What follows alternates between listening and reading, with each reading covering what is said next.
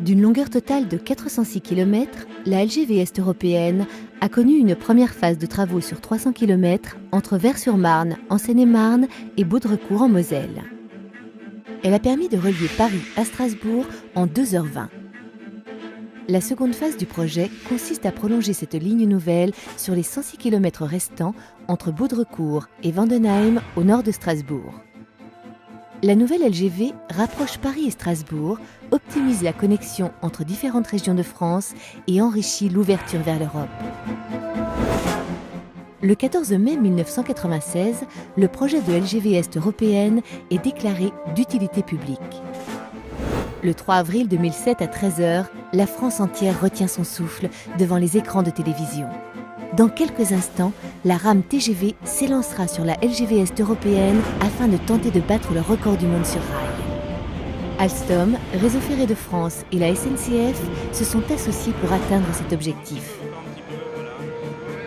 Le record a été établi dans le sens Province-Paris sur la commune du Chemin dans la Marne. Les 574,8 km/h sont atteints. La phase 1, débutée en 1999, est mise en service en 2007 et le 15 mars est inaugurée la LGV Est européenne, 3 mois avant sa mise en service commerciale. Puis la phase 2 commence. Le 1er septembre 2009, l'État, 16 collectivités territoriales et RFF signent la convention relative au financement de la deuxième phase de la LGV Est européenne, dont le coût est estimé à 2 milliards d'euros.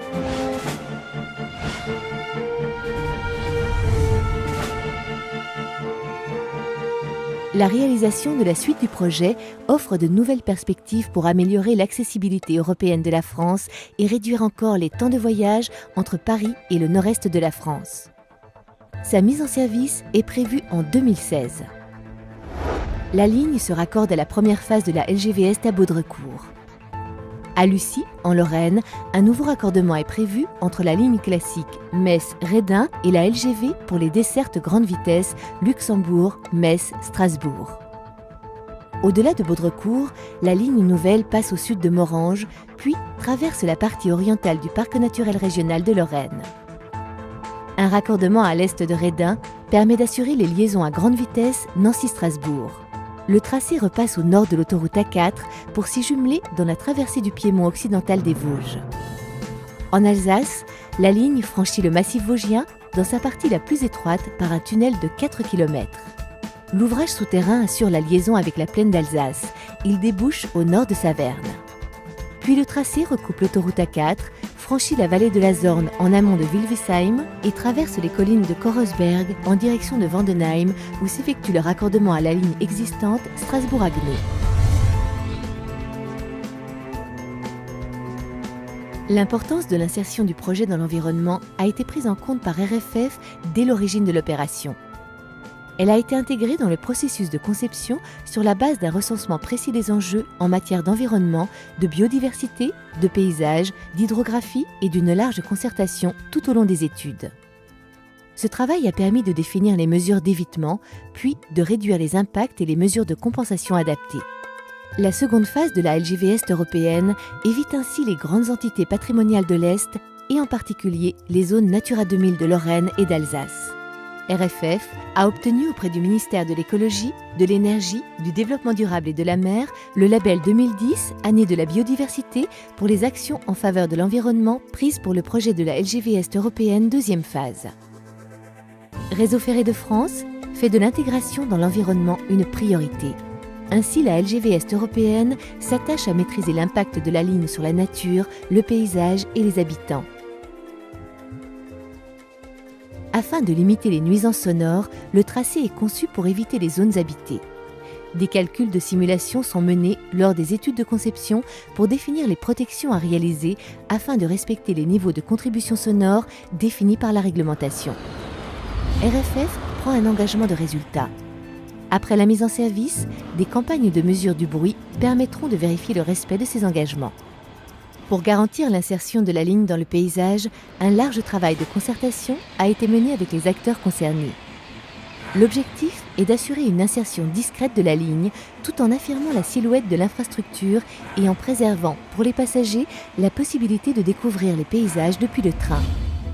Travail sur le tracé, réalisation de modelés de terrain, plantation paysagère et recherche architecturale. Tout est mis en œuvre pour faciliter l'insertion de la ligne. Préserver les captages en eau potable et les nappes souterraines, surveiller la qualité de l'eau pendant les travaux, ne pas augmenter le risque de crue sur les zones habitées, préserver les zones humides, autant de missions qu'il faut assurer pour garantir cette ressource précieuse. La conception de la LGV privilégie 3 enjeux. Respect des territoires, préserver les ressources en eau, protéger les biodiversités.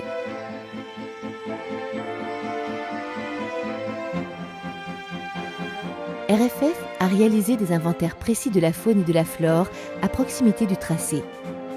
Après avoir ajusté le tracé pour éviter ou réduire au maximum les impacts sur les espèces les plus sensibles, RFF a mis en œuvre des mesures de compensation. Reconstitution d'habitats adaptés, transfert d'espèces protégées, création de passages faune, compensation de boisements détruits. La construction de la LGV Est-Européenne est aussi une occasion unique de remonter le temps.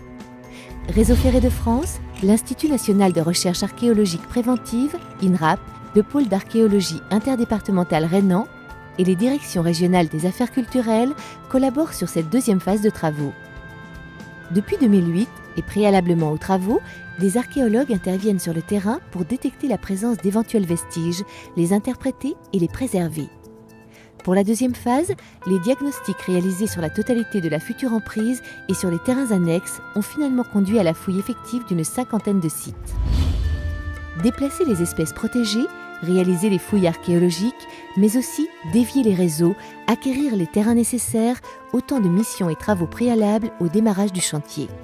Les travaux de génie civil d'une LGV consistent à réaliser les terrassements et à construire les ouvrages d'art. C'est à ce moment-là que le tracé de la future ligne prend place dans le paysage. Il s'agit de réaliser 106 km de plateformes nouvelles et les raccordements au réseau existant. Les travaux de génie civil sont divisés en 10 lots, 5 lots en Moselle et 5 dans le Bas-Rhin, parmi lesquels le lot spécifique pour le creusement du tunnel de Saverne. Pour la seconde phase de la LGV Est-Européenne, ces travaux ont débuté dans le courant de l'été 2010, conformément aux engagements pris lors des négociations sur le montage financier. 3 ans auront été nécessaires à ces grands travaux pour établir les voies de communication interceptées et franchir les obstacles naturels. La deuxième phase de la LGV Est-Européenne comporte 129 ouvrages d'art pour 106 km de lignes nouvelles, soit en moyenne plus d'1 ouvrage par kilomètre. La construction du tunnel de Saverne est un véritable défi technologique long de 4 km. Ce tunnel traverse le massif des Vosges du Nord dans sa partie la plus étroite sous le mont Saint-Michel, à quelques kilomètres de la ville de Saverne.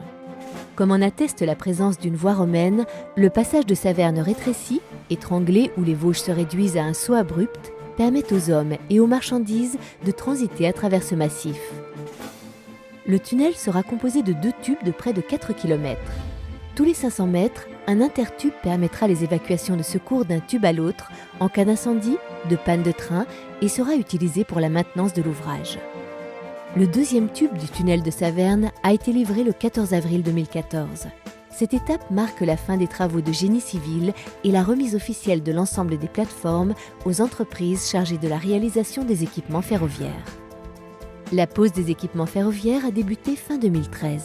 Elle consiste à mettre en place la voie ferrée, son système d'alimentation électrique par caténaire et les équipements de signalisation et de télécom indispensables à la circulation. Cela inclut le standard européen ERTMS qui permettra d'offrir un maximum de compatibilité avec l'ensemble des matériels roulants en Europe. Dans le cadre de la construction de la deuxième phase de la ligne à grande vitesse Est-Européenne, Réseau ferré de France pérennise les retombées économiques générées par les travaux de la LGV en mettant en place des actions volontaristes dans les domaines de l'insertion sociale et de l'emploi. Pour soutenir l'emploi des personnes en difficulté professionnelle, RFF a systématisé les clauses d'insertion sociale dans ses marchés.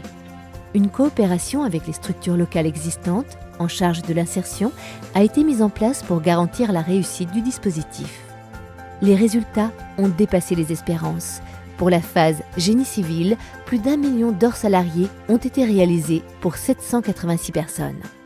En réduisant les temps de parcours et en améliorant l'accessibilité des régions de l'Est de la France, la LGV Est européenne offre de nouvelles opportunités pour la mobilité des personnes et le développement économique des territoires desservis. Le meilleur temps de trajet entre Paris et Strasbourg est passé de 4 heures à 2h20 avec la première phase, puis tombera à 1h50 après la deuxième phase, avec 1 million de voyageurs supplémentaires par an. En matière de transport, une nouvelle carte se dessine en France et en Europe. La réalisation de la seconde phase de la LGV Est européenne se traduira par une meilleure insertion des régions desservies dans leur environnement européen. La seconde phase de la ligne à grande vitesse Est européenne est également un maillon essentiel de la magistrale pour l'Europe. Ce grand axe ferroviaire, long de 1500 km, reliera Paris à Bratislava et Budapest en passant par Munich et Vienne. Cette liaison a été déclarée projet d'aménagement prioritaire du réseau transeuropéen de transport par la Commission européenne.